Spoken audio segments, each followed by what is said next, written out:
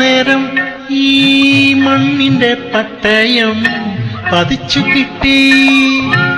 മണ്ണിൽ വന്നു പിറന്ന നേരം ഈ മണ്ണിന്റെ പട്ടയം പതിച്ചു കിട്ടി. എവിടെയെന്നറിയില്ല, കണ്ടിട്ടില്ല ഇതുവരെ, എങ്കിലും ഞാനതിനവകാശി, എങ്കിലും ഞാനതിനവകാശി.